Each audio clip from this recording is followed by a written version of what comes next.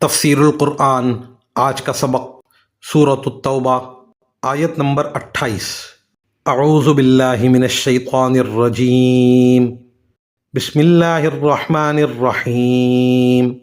یا ایہا الذین آمنوا انما المشرکون نجس فلا يقربوا المسجد الحرام بعد عامهم هذا وإن خفتم عيلة فسوف يغنيكم الله من فضله إن شاء إن الله عليم حكيم۔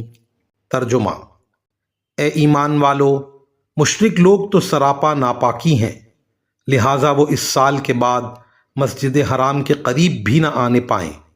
اور مسلمانوں، اگر تم کو مفلسی کا اندیشہ ہو تو اگر اللہ چاہے گا تو تمہیں اپنے فضل سے مشرکین سے بے نیاز کر دے گا۔ بے شک اللہ کا علم بھی کامل ہے، حکمت بھی کامل۔ اس سے مراد یہ نہیں کہ ان کے جسم بذات خود ناپاک ہیں، بلکہ مقصد یہ ہے کہ ان کے عقائد ناپاک ہیں جو ان کے وجود میں سرائیت کر چکے ہیں۔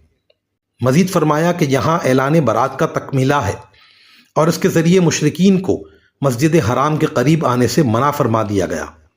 غیر مسلموں کو حج سے منع کرنے کا ایک نتیجہ ظاہری طور پر یہ ہو سکتا تھا کہ مکہ مکرمہ کی تجارت اور معیشت پر برا اثر پڑے، کیونکہ مکہ مکرمہ میں اپنی تو کوئی پیداوار نہیں تھی، باہر سے آنے والوں پر ہی اس کی تجارت کا دار و مدار تھا۔